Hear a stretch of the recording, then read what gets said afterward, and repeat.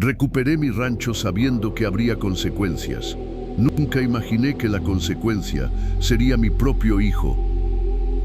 Nací en el campo, en un rancho que había pertenecido a mi familia por 3 generaciones. Mi padre me enseñó a trabajarlas, a respetarlas. La tierra te da de comer si la tratas bien, pero la tierra también te puede traicionar cuando llegan las sequías, cuando las deudas se acumulan, cuando los bancos tocan a tu puerta con papeles que no entiendes pero que te quitan todo. Perdí el rancho hace 3 años. Me acuerdo del día exacto, 14 de marzo, el mismo día que mi esposa Elena me dejó.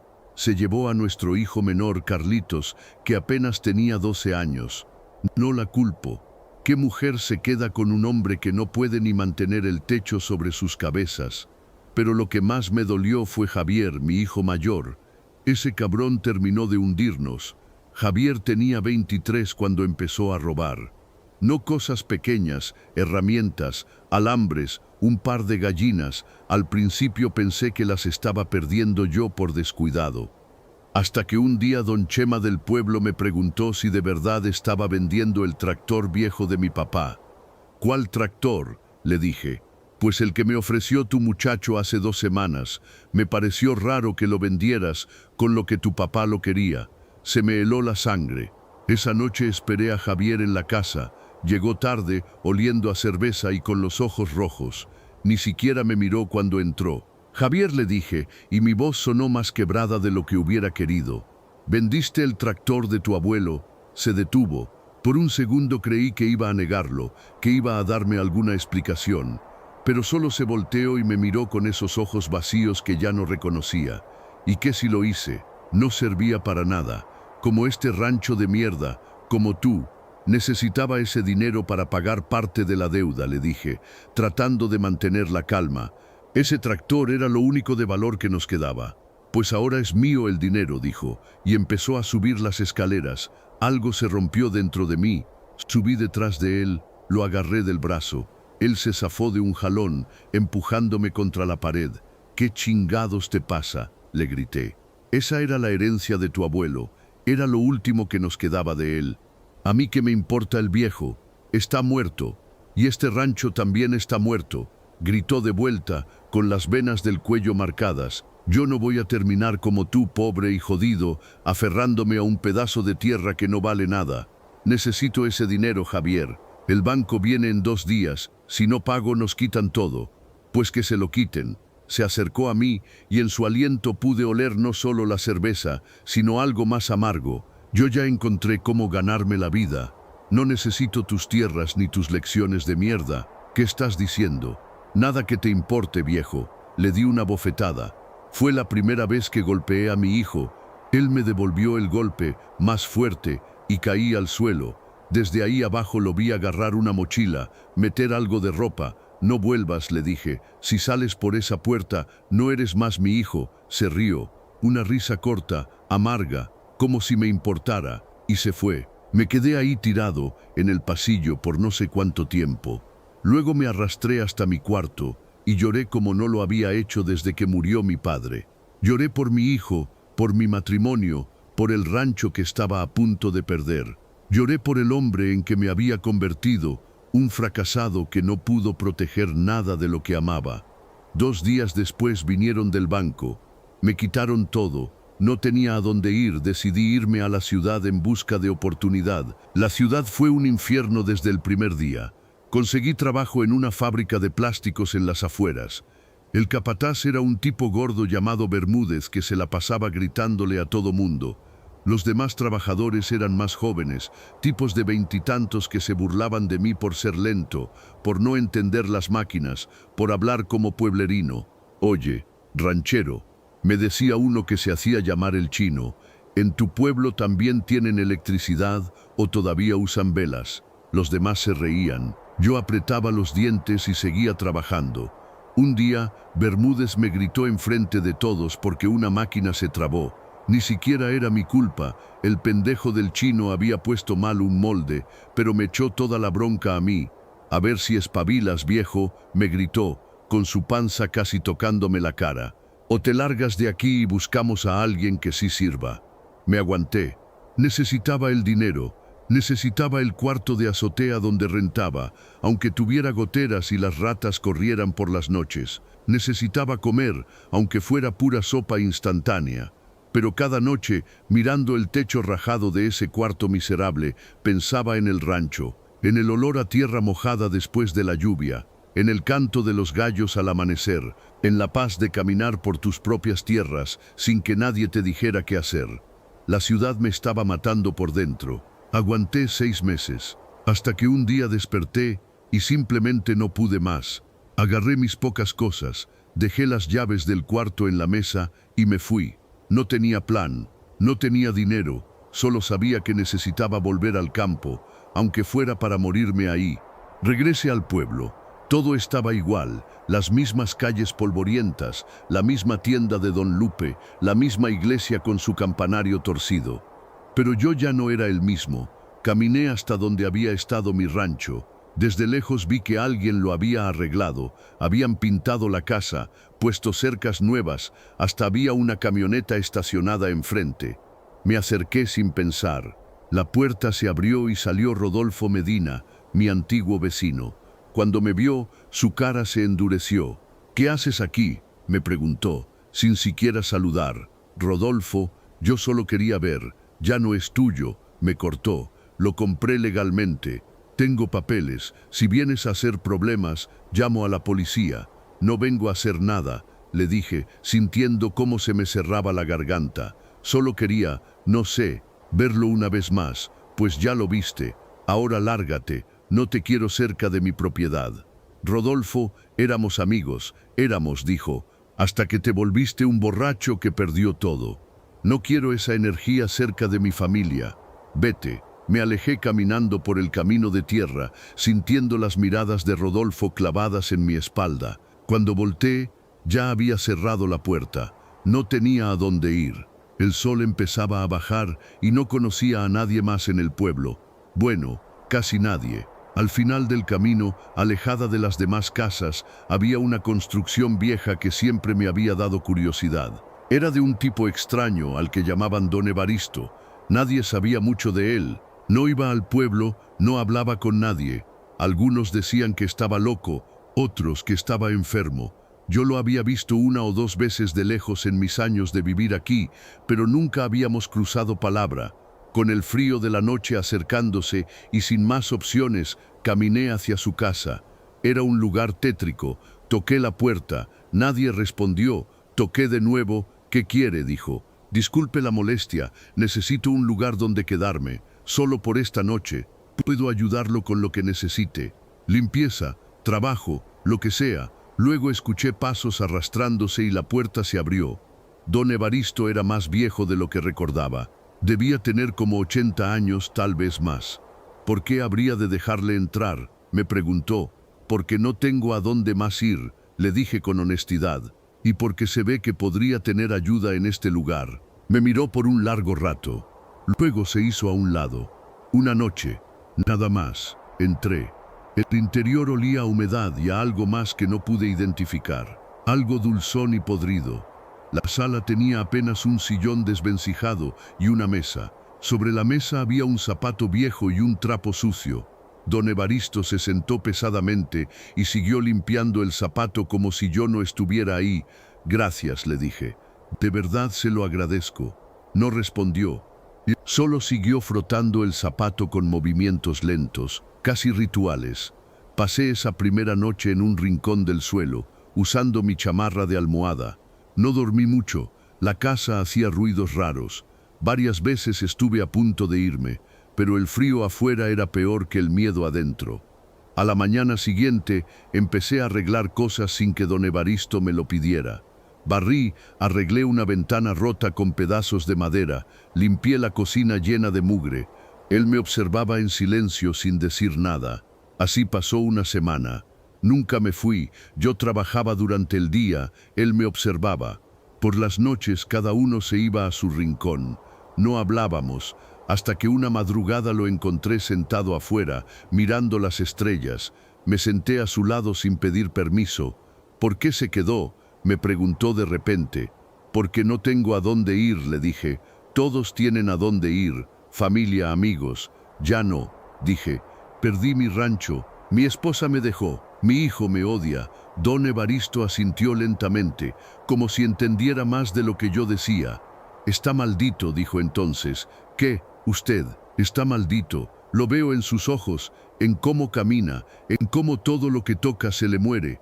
Debí haberme ofendido, haberme levantado e irme, pero algo en su voz no sonaba cruel, sonaba conocedor. ¿Qué sabe usted de maldiciones?, le pregunté. Todo, dijo, porque yo también estoy maldito. Por eso no puedo salir de aquí. ¿Qué quiere decir con que no puede salir? Señaló hacia el límite de su propiedad, marcado por unas piedras viejas. Si cruzo esa línea muero. Así es el trato. ¿Qué trato? Se quedó callado por un momento largo. Luego empezó a hablar, y lo que me contó me heló.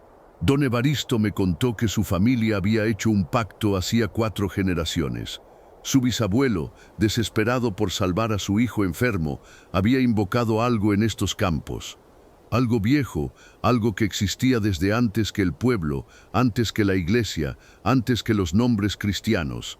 Le ofreció su alma, me dijo don Evaristo, pero estas cosas son tramposas. No se llevaron solo su alma, se llevaron la de toda su descendencia. Uno por generación debe quedarse aquí, atado a la tierra sirviendo. Los demás mueren de formas horribles. Y usted es el de esta generación. Soy el último. Mi hermano murió en un accidente con la trilladora. Mi hermana se ahorcó en el granero.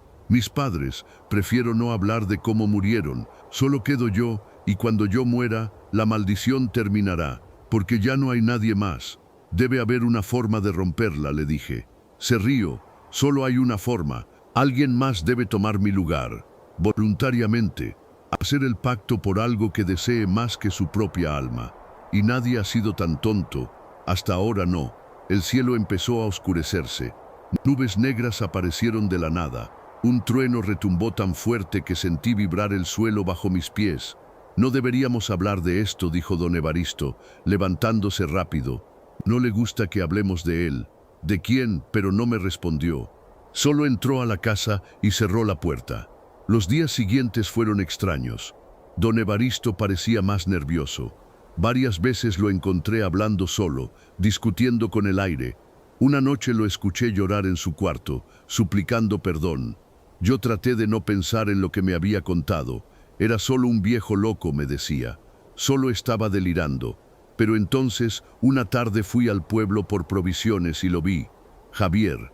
Estaba fuera de la cantina, montado en una moto cara, rodeado de 3 tipos que vestían como narcos de serie de televisión. Cadenas de oro, armas en la cintura, miradas muertas. Mi hijo se reía de algo que uno de ellos decía. Ya no parecía el muchacho que había criado. Parecía endurecido, peligroso. Me escondí detrás de un carro para que no me viera. Los escuché hablar de un trabajo, de cuánto les iban a pagar, de alguien que se tenía que caer. Sentí náusea. Javier se había vuelto sicario. Volví caminando a la casa de don Evaristo con el alma destrozada. Mi hijo no solo era un ladrón, era un asesino. Esa noche, otra vez sentado afuera con el viejo, le conté lo que había visto. Su hijo eligió su camino, me dijo don Evaristo. Todos elegimos. ¿Cómo pude criarlo tan mal?, pregunté, más para mí mismo que para él. No fue usted. Hay gente que nace con oscuridad dentro. Uno no puede combatir eso con amor. Pero era mi responsabilidad. Su responsabilidad era intentarlo, y lo intentó. Él decidió rechazarlo. Nos quedamos en silencio. ¿Alguna vez pensó en tomar la oferta?, me preguntó don Evaristo de repente. ¿Qué oferta? El pacto. Tomar mi lugar, a cambio de lo que más desee. Me quedé helado. ¿Por qué habría de querer eso? Porque usted desea algo. Lo veo en sus ojos cada vez que mira hacia donde estaba su rancho. Lo desea tanto que le duele respirar. Tenía razón. Cada fibra de mi ser extrañaba esas tierras. Era como si parte de mi alma se hubiera quedado ahí, enterrada entre los surcos. Si hiciera el pacto, dije lentamente, ¿qué obtendría? Lo que pida: tierra, dinero, poder. ¿Y qué perdería? Su libertad. Quedaría atado a la tierra que elija, no podría irse nunca, y cuando muera, su alma no descansará, servirá a lo que vive debajo. ¿Qué es eso? Algo más viejo, algo que no tiene nombre que podamos pronunciar. Debí haberme ido en ese momento, debí haber corrido de ahí y nunca mirar atrás, pero no lo hice, porque esa noche, mirando las estrellas, me di cuenta de que no me quedaba nada, sin tierra, sin familia, sin propósito. ¿Qué diferencia hacía si mi alma se condenaba? Ya estaba en el infierno. Al menos pensé, podría estar en mi propio infierno, en mi propia tierra. ¿Cómo se hace?, pregunté. Hay un lugar, dijo, en el rancho viejo de los Salazar, el que está abandonado al norte. Ahí es donde mi bisabuelo hizo el primer pacto. Ahí es donde la cosa todavía escucha. ¿Cuándo? Esta noche. Tiene que ser luna nueva. Como hoy. Me levanté. Mis piernas temblaban. Piénselo bien, me dijo don Evaristo. Una vez que lo haga, no hay vuelta atrás.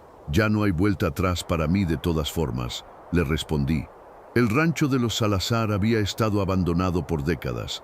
Las historias decían que la familia completa había muerto en un solo día hace 50 años. Nadie sabía cómo ni por qué. Simplemente los encontraron muertos, todos en círculo en el granero, con las manos entrelazadas y sonrisas en los rostros. Desde entonces nadie se atrevía a entrar ahí. Don Evaristo me guió hasta el límite de su propiedad. No podía ir más allá. Camine derecho hacia el norte, me dijo. Cuando llegue al granero, encontrará un círculo de piedras en el centro. Párese en medio. Espere. Él vendrá, y luego, él le preguntará qué quiere. Dígale, él le dirá el precio. Tiene que aceptarlo sin dudarlo. Si duda, si muestra miedo, se lo llevará de todas formas, pero sin darle nada a cambio. ¿Cómo sabré que es él? Don Evaristo sonrió tristemente. Lo sabrá, créame. Caminé solo por el campo oscuro. Llegué al rancho Salazar después de media hora. Adentro olía a muerte vieja. Había un círculo de piedras en el centro, tal como don Evaristo había dicho. Las piedras estaban grabadas con símbolos que parecían moverse cuando no los mirabas directamente. Me paré en el centro del círculo, cerré los ojos, respiré hondo. Estoy aquí, dije en voz alta. Vine a hacer un trato. Al principio nada, solo el silencio y el viento. Salió algo. No puedo describirlo bien. Mi mente no podía procesarlo completamente. Era alto, demasiado alto para el techo del granero, pero de alguna forma cabía. ¿Qué deseas, hijo de Eva? Tierra, dije. Quiero mi rancho de vuelta. Quiero que sea mío otra vez. Solo tierra. Quiero que sea próspero, que nunca más pierda nada, que sea el mejor rancho del estado. La cosa se acercó más. El precio es tu libertad. Estarás atado a esa tierra hasta que mueras, y cuando mueras, tu alma me pertenecerá. El feto. Sin dudas, sin miedo, mentí, sin miedo, muy bien. La cosa se inclinó sobre mí. La tierra que deseas tiene envidia cerca. Ese veneno se extenderá, manchará tu victoria, y la sangre de tu sangre la pagará. ¿Qué? No, espera. Pero ya era tarde. La cosa se fue. El granero volvió a estar vacío. Yo estaba solo, temblando en el suelo, sintiendo que algo fundamental dentro de mí había cambiado. Me arrastré afuera y vomité en la tierra. A la mañana siguiente, desperté en el granero con el sol ya alto. Me dolía todo el cuerpo. Por un momento pensé que había sido una pesadilla horrible. Luego vi el mensaje en mi teléfono. Era del banco.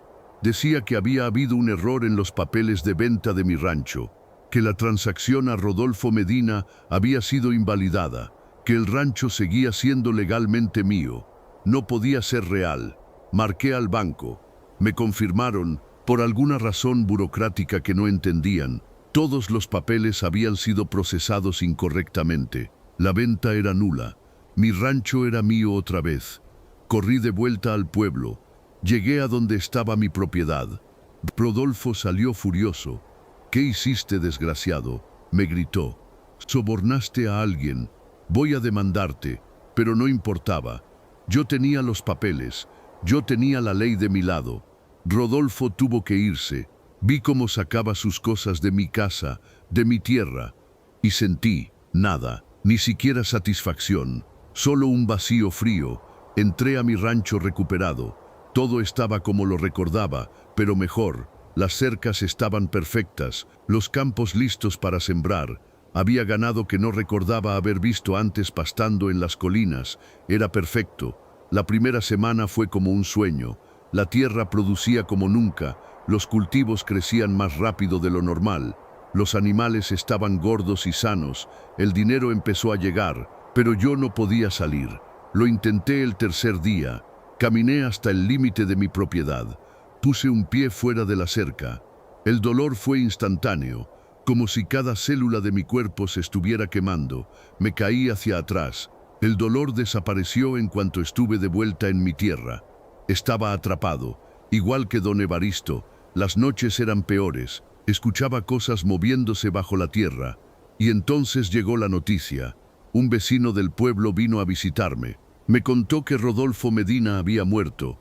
Ataque al corazón, dijeron, pero el vecino me dijo que lo habían encontrado con una expresión de terror absoluto en el rostro, las manos agarrándose el pecho, los ojos abiertos mirando algo que solo él podía ver. La envidia, recordé, ese veneno se extenderá. Había matado a Rodolfo con mi pacto. Su envidia por perder el rancho lo había destruido, pero lo peor aún estaba por venir. 2 semanas después, me trajeron otra noticia. Javier estaba muerto. Había sido un operativo de la policía. Él y su grupo de sicarios habían caído en una emboscada. Javier había tratado de huir, pero le dispararon por la espalda. Murió desangrado en una cuneta. Mi hijo, y la sangre de tu sangre la pagará. Me encerré en mi casa durante días. No comía, no dormía. Solo pensaba en mi hijo, en su cuerpo tirado en alguna morgue, en cómo sus últimos pensamientos debieron ser de miedo y dolor. Yo lo había matado, con mi pacto, con mi egoísmo. Una noche, don Evaristo apareció en el límite de mi propiedad. Se veía más viejo, más frágil. Lo siento, me dijo desde su lado de la cerca.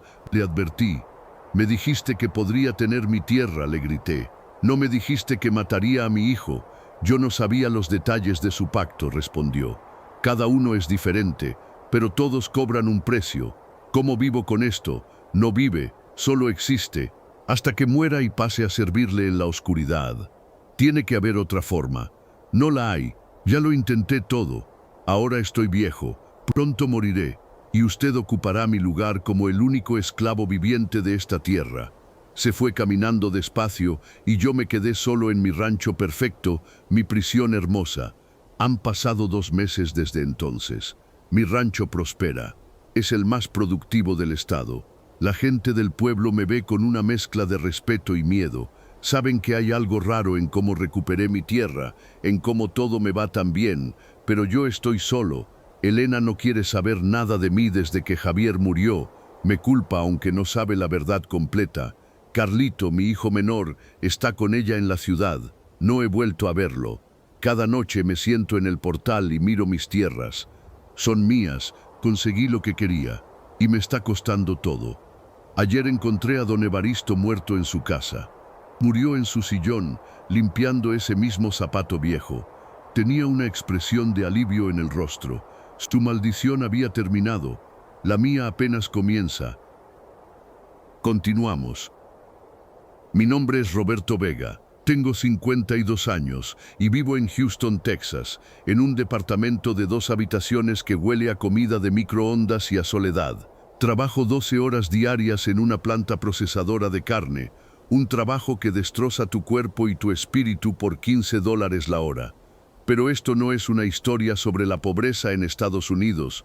Es una historia sobre traición, sobre sangre y sobre cómo a veces la familia puede ser tu peor enemigo. Déjame llevarte 20 años atrás, a cuando todo comenzó a pudrirse.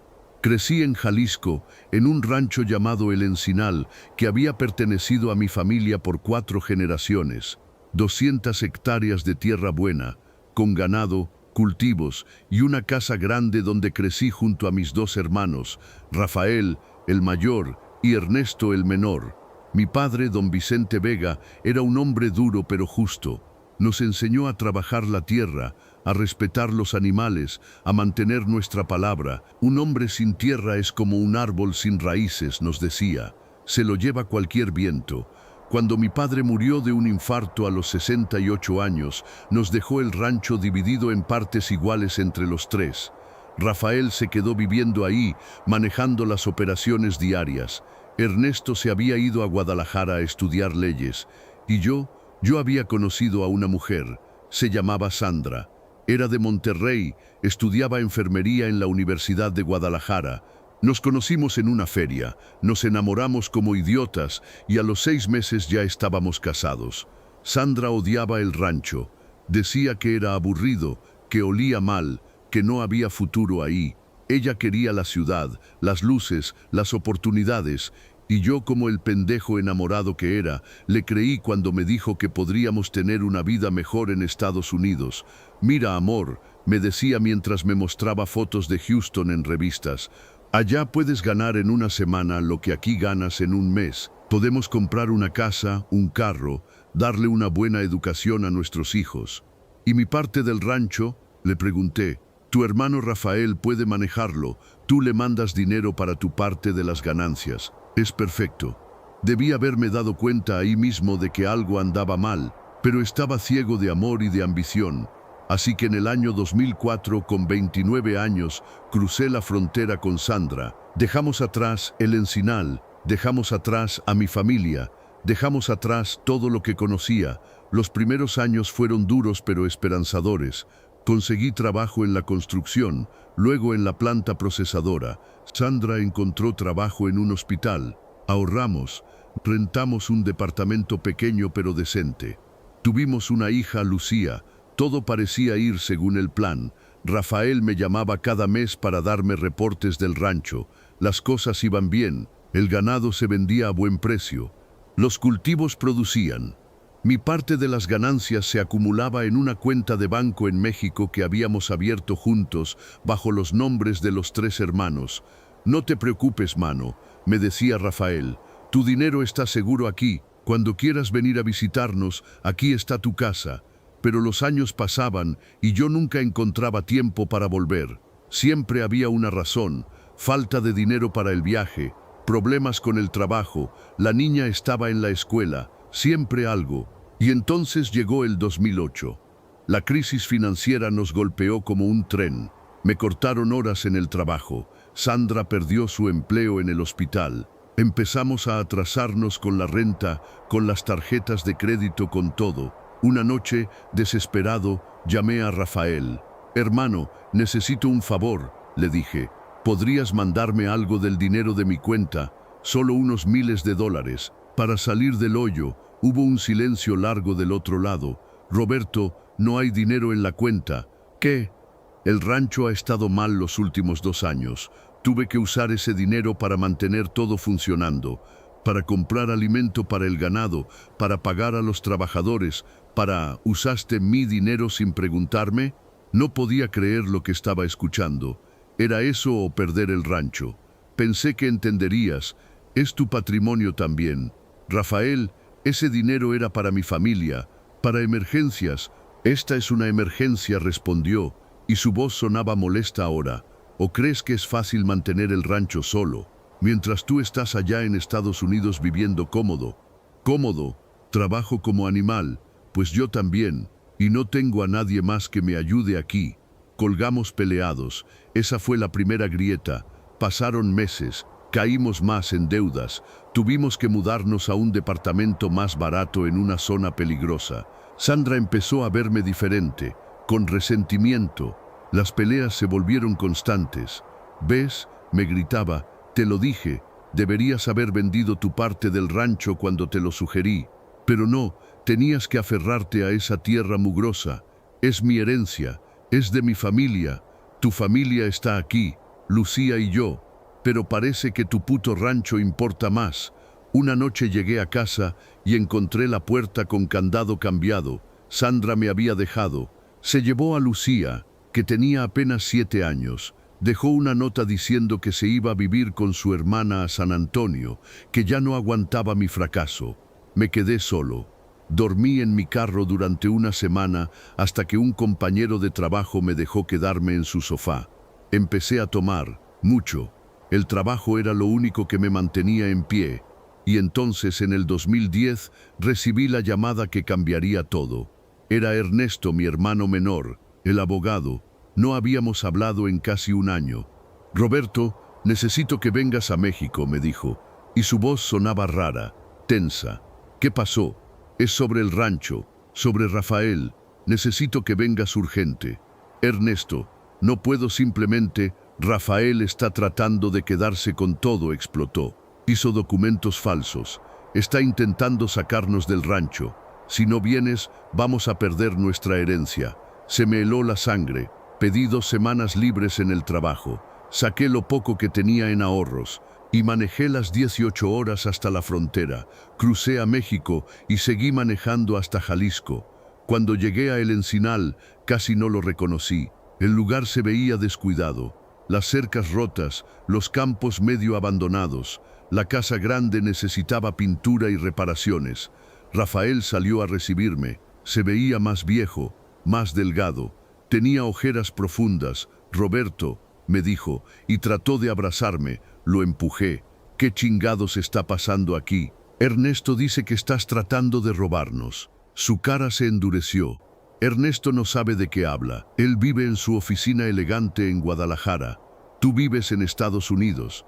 Ninguno de los dos ha estado aquí para ver cómo me he matado manteniendo este lugar. Eso no te da derecho a... Tengo todo el derecho, gritó. Yo soy el único que se ha quedado. El único que ha trabajado esta tierra día y noche. Ustedes solo quieren venir a reclamar su parte cuando les conviene. Ernesto llegó 1 hora después en su BMW. Traía un portafolio lleno de documentos. Nos sentamos en la mesa de la cocina donde habíamos comido tantas veces de niños, pero ahora éramos enemigos. Miren esto, dijo Ernesto, extendiendo papeles. Rafael sacó un préstamo del banco hace 3 años. Puso el rancho completo como garantía, sin consultar con nosotros. Necesitaba dinero para el ganado, dijo Rafael. Ustedes no estaban aquí para preguntar. El préstamo era por 2 millones de pesos, continuó Ernesto, y no lo ha pagado. El banco está a punto de ejecutar la hipoteca. Sentí que el suelo se movía bajo mis pies. ¿2 millones? ¿En qué gastaste 2 millones de pesos? Rafael se quedó callado. Dime la verdad, le exigí. Tenía deudas, admitió finalmente. Deudas de juego. ¿Qué? Apostaba. En peleas de gallos, en carreras de caballos. Pensé que podría recuperarlo. Pensé, apostaste nuestro rancho, le grité, levantándome de la silla. La herencia de papá, lo que él trabajó toda su vida. Yo también trabajé toda mi vida, gritó de vuelta. Mientras ustedes se iban a buscar su futuro, yo me quedé aquí como un pendejo, cuidando un rancho que se caía a pedazos, sin ayuda de nadie. Y en vez de pedir ayuda, decidiste destruirlo todo, dijo Ernesto, su voz fría como hielo. Rafael se desplomó en su silla, con la cabeza entre las manos. Iba a arreglarlo, iba a pagar todo. Solo necesitaba tiempo, pues se te acabó el tiempo, dijo Ernesto. El banco viene en 2 semanas a tomar posesión del rancho si no pagamos. ¿Cuánto debemos ahora?, pregunté. Con intereses y penalizaciones, 3.400.000 pesos. Era una cantidad imposible. En dólares eran como 170.000. Dinero que ninguno de nosotros tenía. Nos quedamos sentados en esa cocina en silencio, 3 hermanos que alguna vez jugaron juntos en estos mismos campos, que aprendieron a montar caballos de la mano de nuestro padre, que prometieron cuidarse siempre, y ahora éramos extraños, peor que extraños. Éramos enemigos unidos solo por un patrimonio que estábamos a punto de perder. Durante los siguientes días traté de encontrar una solución. Hablé con el banco. Eran inflexibles, o pagábamos o perdíamos todo. Ernesto propuso vender. Había un empresario de Guadalajara interesado en la tierra para desarrollo. Ofrecía 4 millones de pesos, suficiente para pagar la deuda y que nos quedara algo a cada uno. Rafael se opuso violentamente. No voy a vender la tierra de mi padre. Ya no es solo la tierra de tu padre, le dijo Ernesto. La hipotecaste. Ahora es del banco. Estamos tratando de salvar lo que podamos. Tiene que haber otra forma, pero no la había. Yo no tenía nada. Ernesto tenía algunos ahorros, pero no suficientes. Rafael estaba en bancarrota total. Una noche, solo en mi viejo cuarto que ahora era un almacén de herramientas, encontré una caja de fotos viejas. Ahí estábamos los tres con mi papá, el día que nos enseñó a arar. Rafael tendría como 12 años, Ernesto 8, yo 10. Mi padre nos tenía a los tres abrazados, sonriendo con ese orgullo que solo un padre puede tener. Algún día esto será de ustedes, nos había dicho. Cuídenlo, cuídense entre ustedes. Fracasamos en ambas cosas. Lloré esa noche como no lo había hecho desde que era niño. Lloré por mi padre, por el rancho, por mis hermanos, por todo lo que pudimos haber sido y nunca fuimos. A la mañana siguiente llegaron los del banco. Traían papeles de ejecución de hipoteca. Teníamos 72 horas para desalojar. Vi a Rafael salir de la casa caminando como zombi. Se dirigió al establo. Escuché un disparo. Corrí. Lo encontré tirado en el piso, una pistola en la mano, sangre salpicada en las paredes. Se había volado la cabeza. Mi hermano mayor, el que se suponía debía cuidar de nosotros, el que cargo con todo el peso, había decidido que no podía más. Ernesto llegó corriendo detrás de mí, vio el cuerpo, vomitó. No hubo funeral grande, solo nosotros dos, la esposa de Rafael que lo había dejado años atrás, pero vino por lástima, y algunos vecinos. Lo enterramos en una esquina del rancho, bajo un mezquite donde solíamos trepar de niños. 3 días después, el banco tomó posesión. Nos dieron 24 horas para sacar nuestras cosas personales. Ernesto y yo empacamos en silencio. No nos dijimos nada. ¿Qué podíamos decirnos? Cargué mi camioneta con las pocas cosas que quise guardar. Fotos, el sombrero de mi padre, una Biblia vieja. Ernesto se llevó documentos y algunos muebles antiguos. Antes de irme, caminé una última vez por el rancho. Toqué la tierra. Vi los campos donde trabajé de niño, la casa donde crecí, el establo donde murió mi hermano. Y me fui, manejé de vuelta a Houston llorando todo el camino. No por la tierra era solo tierra. Lloraba por lo que representaba, por mi padre, por Rafael, por la familia que ya no teníamos. Eso fue hace 12 años. Ernesto y yo no hemos vuelto a hablar. La última vez que supe de él, se había casado y tenía 2 hijos. Vive bien, tiene su despacho de abogados, superó todo esto, yo no. Sandra nunca volvió conmigo, se casó con un tipo en San Antonio. Lucía tiene 19 años ahora, apenas me habla. Para ella soy el padre ausente, el fracasado que la abandonó. Sigo trabajando en la misma planta procesadora. Vivo en el mismo departamento barato. Todos los días es igual. Despertar, trabajar, volver, tomar, dormir. El empresario que iba a comprar el rancho se echó para atrás después del suicidio de Rafael. Dijo que la tierra tenía mala energía. El banco lo vendió después a una fracción del precio a un grupo de inversionistas de Monterrey que lo convirtieron en un desarrollo de casas de campo para gente rica. El Encinal ya no existe. En su lugar hay mansiones con albercas y jardines perfectos, donde familias que nunca trabajaron la tierra pasan sus fines de semana tomando sol. A veces busco fotos del lugar en internet. Me gusta torturarme, ver cómo destrozaron lo que fue nuestro hogar, cómo borraron 4 generaciones de historia para construir casas que estarán vacías la mayoría del año.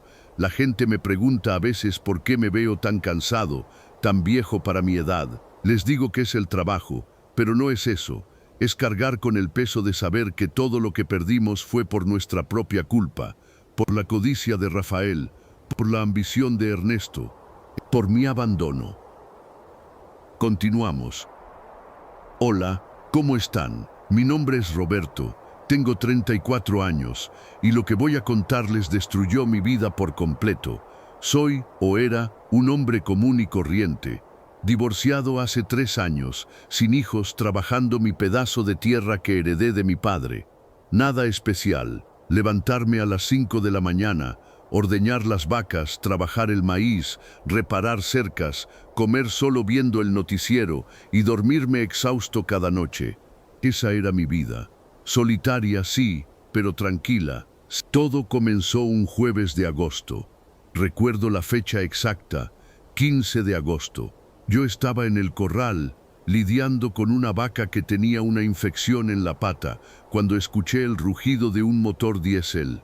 Levanté la vista, limpiándome el sudor de la frente con el dorso de la mano sucia, y vi un camión de mudanzas deteniéndose en la casa abandonada del lado. Esa casa llevaba vacía casi 2 años, desde que don Esteban murió. Era una construcción antigua, de adobe, con un patio grande lleno de maleza. Pensé que quizás sería alguna familia joven buscando empezar de nuevo en el campo, como yo lo había hecho después del divorcio. Me acerqué a la cerca, más por curiosidad que por cortesía. El conductor del camión bajó primero, un tipo gordo con una camisa empapada de sudor. Luego bajó un hombre alto, de unos 40 y tantos años, con cara de pocos amigos, cabello rapado, tatuajes en los brazos, la típica expresión de tipo que ha estado en la cárcel. Ni siquiera volteó a ver hacia mi lado. Después bajó ella. Voy a ser honesto, no soy de esos tipos que se quedan embobados viendo mujeres. Después del divorcio, había aprendido a estar solo, a no necesitar de nadie. Pero cuando ella puso un pie fuera de ese camión, algo en mi pecho se apretó. Tendría unos 28, tal vez 30 años, cabello largo, castaño oscuro, casi negro, que le caía en ondas sobre los hombros, piel morena clara, como de alguien que pasa tiempo al sol pero que se cuida. Llevaba unos jeans ajustados y una blusa blanca de tirantes que dejaba ver sus hombros. No era solo que fuera bonita, era la forma en que se movía, como si cada paso fuera calculado, consciente de que alguien podría estar mirando. Y me miró, directamente a los ojos, durante 3, tal vez 4 segundos. Luego sonrió, una sonrisa pequeña, casi imperceptible, y entró a la casa. Esa noche no pude dormir bien. Seguía viéndola en mi mente, esa sonrisa, esos ojos. Me sentí estúpido, como un adolescente con su primera calentura. Tenía 34 años, por el amor de Dios. Ya había pasado por un matrimonio fallido.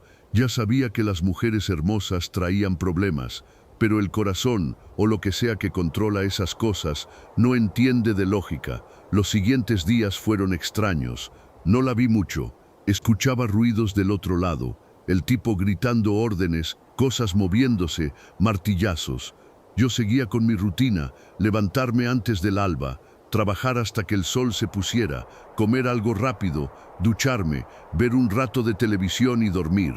Fue el lunes siguiente cuando la vi por segunda vez. Eran las 7 de la mañana. Yo estaba reparando la cerca que divide nuestras propiedades, clavando unos postes nuevos que había comprado en el pueblo. Hacía calor, ese calor húmedo y pegajoso de agosto que te hace sudar aunque estés quieto. Me había quitado la camisa, trabajaba solo con un pantalón de mezclilla viejo y mis botas. Escuché la puerta de su casa abrirse. Ella salió con una escoba. Llevaba puesto un short de tela delgada, de esos que usan las mujeres para dormir, y una blusa sin mangas tan ajustada que dejaba muy poco a la imaginación. Ningún brasier. Los pezones se marcaban claramente contra la tela blanca. Comenzó a barrer el patio.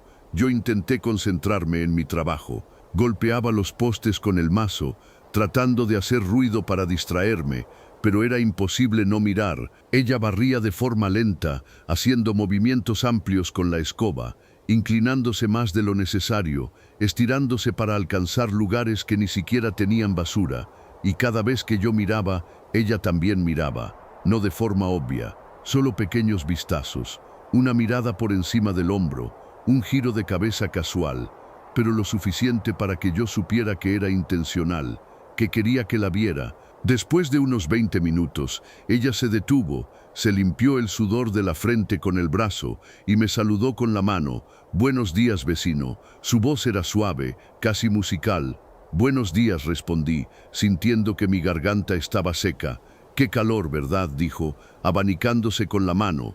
«Este clima está insoportable». «Sí, es la época», respondí, clavando otro poste con más fuerza de la necesaria. «¿Siempre trabaja tan temprano?», preguntó, acercándose un poco a la cerca. «Hay que aprovechar antes de que el sol esté muy fuerte». Ella sonrió, esa misma sonrisa del primer día, como si supiera algo que yo no sabía. «Es admirable. Un hombre trabajador», dijo, y luego agregó, Mi esposo todavía está durmiendo. Él no es muy madrugador. La forma en que dijo esposo sonó casi como una disculpa, o tal vez como una advertencia. No estaba seguro. Bueno, cada quien con sus horarios, dije, tratando de sonar indiferente. Claro, ella se quedó ahí parada un momento más, como esperando que yo dijera algo más. Cuando no lo hice, finalmente dio media vuelta y entró a su casa. Ese fue el inicio. Los siguientes días la rutina se repitió. Ella salía cada mañana, siempre con ropa diminuta, siempre barriendo ese mismo patio que nunca parecía ensuciarse. Y yo, como un idiota, siempre encontraba alguna razón para estar cerca de la cerca. Preparar algo, revisar algo, cualquier excusa. Intercambiábamos saludos, pequeñas conversaciones sobre el clima, sobre el campo, sobre nada importante. Pero había algo debajo de esas palabras, una tensión, una electricidad que crecía cada día. Una semana después, las cosas cambiaron. Eran las 11 de la noche. Yo estaba en mi sala, viendo una película vieja en la televisión, cuando escuché el primer grito. Un alarido agudo, femenino, lleno de dolor. Me levanté de inmediato. El grito venía de la casa de al lado. Luego escuché un golpe sordo, como de algo pesado cayendo contra el piso. Más gritos, una voz masculina rugiendo palabrotas. Corrí hacia la ventana que daba a su casa. Las luces estaban encendidas. Podía ver sombras moviéndose detrás de las cortinas. Otra bofetada, clarísima. Ella gritó de nuevo. «Por favor, no, ya basta». Mi mano ya estaba en la puerta, listo para salir cuando me detuve. La voz de mi difunto padre resonó en mi cabeza, clara como si estuviera parado junto a mí. «En pleito de marido y mujer, nadie se mete, Roberto. Eso solo trae más problemas, siempre». Había visto esto antes, en el pueblo cuando era niño. Un vecino había intentado defender a una mujer de su marido borracho. Al día siguiente, la mujer misma fue a insultarlo, a defenderlo su esposo, diciendo que eran problemas privados. El tipo que quiso ayudar quedó como el entrometido, el que quería propasarse con mujer ajena. Me quedé paralizado en la puerta, escuchando los gritos, sintiendo cómo la impotencia me carcomía por dentro. Los golpes continuaron por otros 10 minutos que se sintieron como horas. Luego, silencio. Un silencio pesado, terrible. No pude dormir esa noche. Me quedé sentado en la sala, con todas las luces apagadas, mirando hacia la casa de al lado, esperando, no sé qué esperaba, que ella saliera corriendo, que pidiera ayuda. Nada pasó. A la mañana siguiente, a las 7 en punto, ella salió a barrer de nuevo. Llevaba lentes oscuros que cubrían la mitad de su cara, una blusa de manga larga a pesar del calor, pero la vi cojear ligeramente, y cuando se agachó a recoger algo, la blusa se levantó un poco, revelando moretones oscuros en su espalda baja. Algo dentro de mí se quebró. Salí de mi casa y caminé directamente hacia la cerca. «Buenos días», dije. Ella se sobresaltó, como si no me hubiera escuchado acercarme. «Ah, buenos días, vecino». Su voz sonaba diferente, cansada, rota. «¿Está bien?», pregunté directamente. Ella se quedó quieta por un momento, luego asintió lentamente. «Sí, solo. Me caí anoche. Tropecé con una caja en la oscuridad». «Mentira». Ambos lo sabíamos. «Si necesita ayuda», comencé, pero ella me interrumpió. «Estoy bien», dijo firmemente. «Gracias por preocuparse». Se dio vuelta y entró a su casa rápidamente. Esa tarde, alrededor de las 4, vi al esposo salir de la casa. Subió a su camioneta, una pick-up negra vieja, y se fue. Lo observé alejarse por el camino de tierra hasta que desapareció. 2 horas después, cuando regresé de revisar el ganado, vi algo que me heló la sangre. El esposo había vuelto, pero no venía solo. En el asiento del pasajero había una mujer, rubia, maquillada, con un vestido rojo ajustado, risas. Él le tocaba la pierna mientras conducía. Entraron a la casa. Su esposa no estaba. Su carro, un sedán blanco viejo, no estaba en el patio. Me quedé ahí parado, junto a mi cerca, viendo esa casa, sintiendo una mezcla de rabia y asco que me revolvía el estómago. ¿Cómo era posible? Ese maldito golpeaba a su mujer y encima le era infiel. Y no solo eso, lo hacía en su propia casa, sin ningún disimulo. La pick-up tenía vidrios polarizados, pero desde mi posición podía ver movimiento adentro. La camioneta se mecía ligeramente. Risas, gemidos. Una hora después, la mujer salió, arreglándose el vestido, el cabello despeinado. Él la despidió con un beso y una palmada en el trasero. Ella se fue en un taxi que había llamado. 15 minutos más tarde, el sedán blanco de ella apareció por el camino. Ella bajó del carro cargando bolsas del supermercado. Entró a su casa como si nada. Ese desgraciado la recibió en la puerta, le dio un beso en la mejilla y la ayudó con las bolsas, como si fuera el esposo perfecto. Esa noche vomité, literalmente, la rabia, la impotencia, el asco.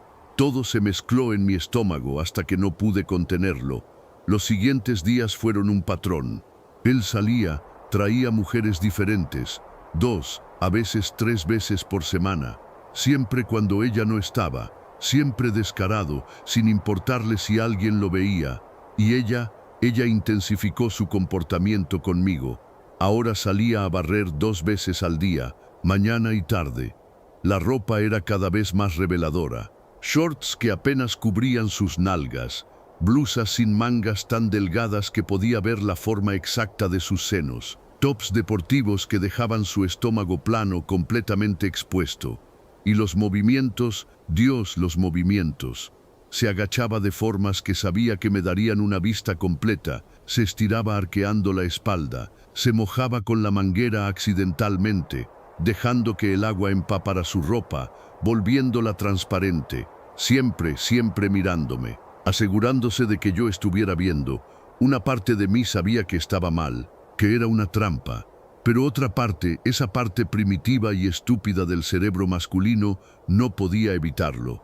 3 años sin tocar a una mujer, 3 años de soledad, y ahí estaba ella, ofreciéndose como un banquete a un hombre muriendo de hambre. Pasaron 2 semanas más. Las golpizas continuaban.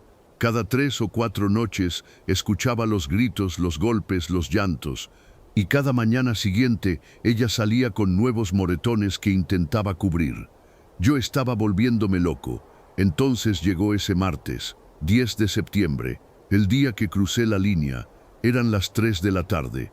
Yo estaba en mi casa, tratando de arreglar una llave del fregadero que goteaba, cuando escuché tocar a mi puerta. Toc, toc, toc. 3 golpes suaves. Abrí la puerta. Era ella. Llevaba un vestido de verano color amarillo, ligero, que se movía con la brisa. El escote mostraba el inicio de sus senos. Estaba maquillada, algo que nunca había visto antes. Labios rojos, delineador negro que hacía que sus ojos se vieran aún más grandes, más profundos. «Hola, vecino», dijo con una sonrisa tímida. «Disculpe que lo moleste». «No es molestia», respondí, mi corazón ya latiendo más rápido. «¿Qué necesita?» «Es que se me acabó el agua», dijo, mordiéndose el labio inferior. «Olvidé ir al pueblo a comprar los garrafones y mi esposo se llevó el carro. ¿Tendría un poco que pueda prestarme? Solo para hacer de comer». «Claro, pase», dije, haciéndome a un lado. Ella entró a mi casa. El aroma que dejó a su paso era embriagante. No era perfume barato, era algo fino, floral, con un toque de vainilla. Llenó completamente mi pequeña sala. «Bonita casa», dijo, mirando alrededor. «Está muy limpio para ser un hombre viviendo solo». «Gracias. Me gusta mantener el orden». Fui a la cocina a llenar una jarra con agua filtrada. Cuando regresé, ella estaba mirando las fotos en mi repisa. Fotos viejas de mi familia, de mi exesposa que todavía no me había molestado en quitar. «¿Está divorciado?», preguntó señalando la foto. «Sí, hace 3 años. Lo siento». «No tiene por qué. Fue lo mejor para ambos». Ella asintió tomando la jarra con las 2 manos. Sus dedos rozaron los míos en el intercambio. Un contacto breve, pero que envió electricidad por todo mi brazo. «Qué calor, ¿verdad?», dijo de repente. «Este clima está imposible». Se abanicó con la mano y el movimiento hizo que su pecho se meciera ligeramente bajo el vestido. «¿Gusta sentarse un momento?», me escuché decir. «Puedo ofrecerle un vaso de agua fría o un café si prefiere».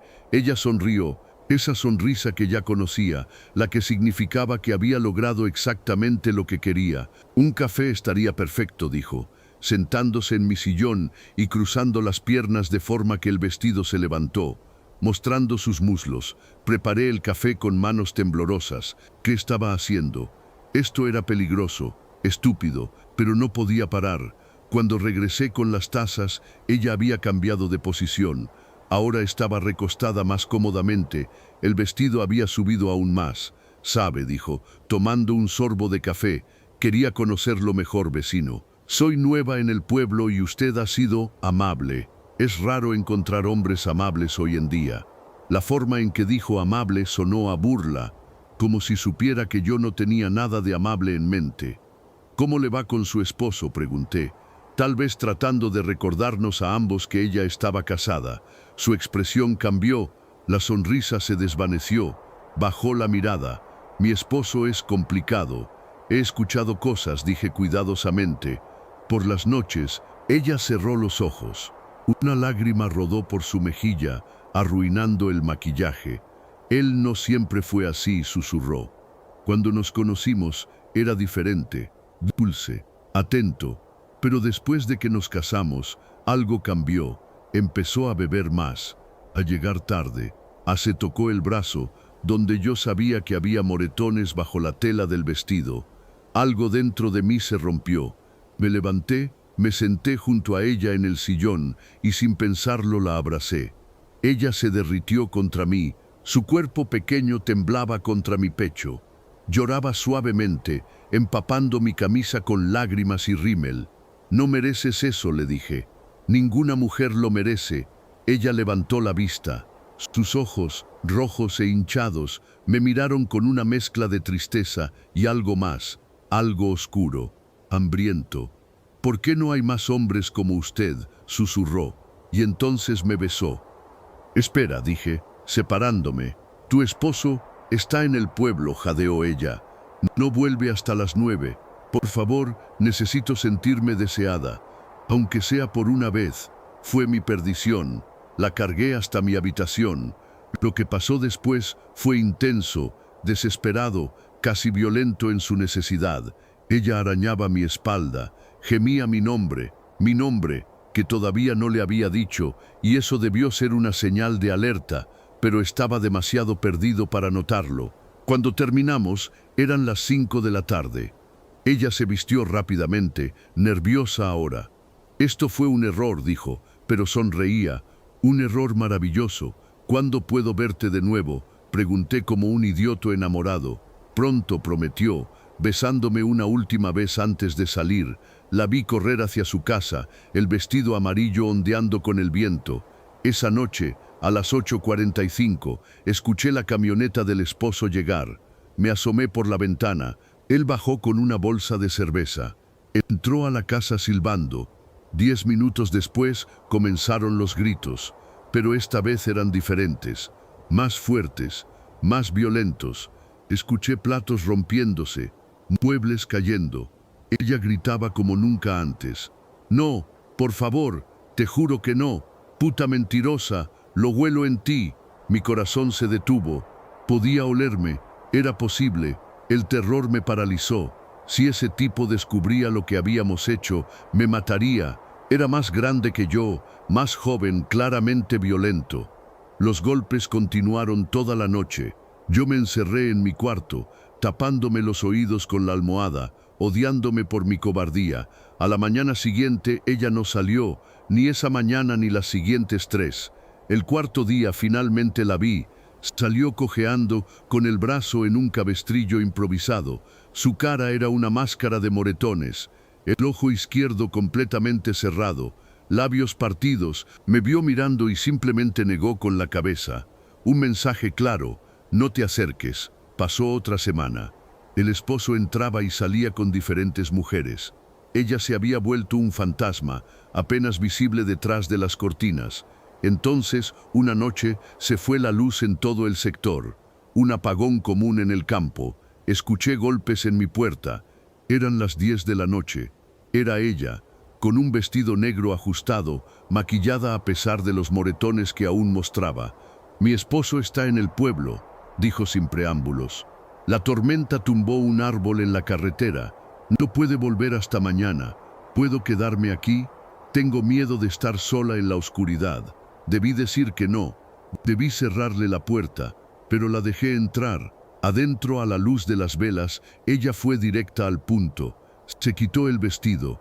No llevaba nada debajo. Una última vez susurró. Antes de que me vaya. ¿Te vas?, pregunté, esperanzado. Sí, mañana.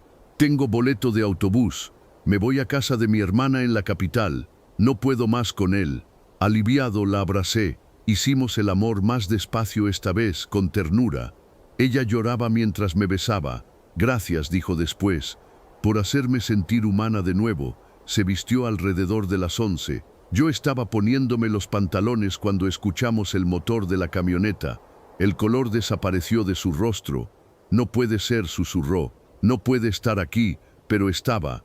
La puerta se abrió de golpe. Él entró como un demonio, los ojos inyectados en sangre, oliendo a alcohol. Sabía que estabas aquí, perra. La agarró del cabello arrastrándola. Ella gritaba, pataleaba. Intenté detenerlo, pero él sacó un machete del cinturón. Tú, me apuntó con el arma. Como te vuelva a ver cerca de mi mujer, te corto en pedazos. Entendido, asentí, cobarde, patético. Se la llevó arrastrando. La puerta de su casa se cerró de golpe. Los gritos fueron peores que nunca. Duró horas. Llamé a la policía, pero me dijeron que llegarían en la mañana. En el campo, la ley no existe de noche. Al amanecer todo estaba en silencio. 3 días después, ella volvió a aparecer. Apenas podía caminar. Tenía una costilla rota, me enteré después. Intentó acercarse de nuevo, pero esta vez la detuve. No, le dije firmemente. Esto se acabó. Tienes esposo. Vete con él o déjalo. Pero yo no quiero problemas. Su expresión cambió. La dulzura se evaporó. Sus ojos se volvieron fríos, muertos. ¿Me rechazas? Su voz sonaba diferente, más grave. Después de todo lo que hicimos, ¿me rechazas? Lo siento, pero sí. Se quedó mirándome durante 1 minuto entero. Luego sonrió. Pero no era una sonrisa humana. Era algo retorcido, malévolo.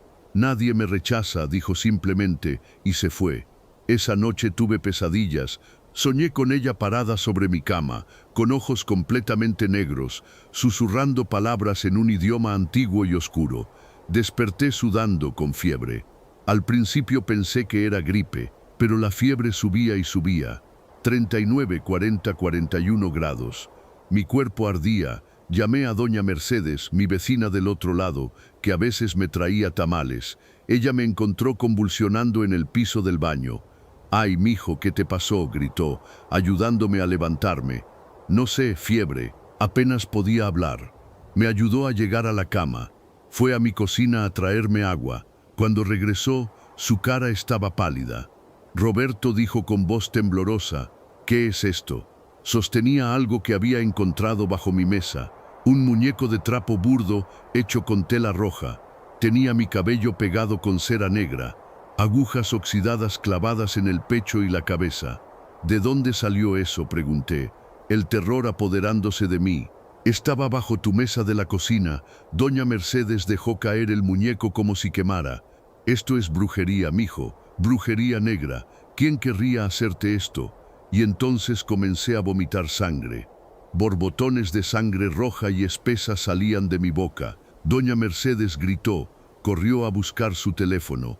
La ambulancia tardaría 1 hora en llegar desde el pueblo. Mientras tanto, la sangre no paraba. Salía de mi nariz, de mis oídos. El dolor era insoportable, como si algo dentro de mí se estuviera desgarrando.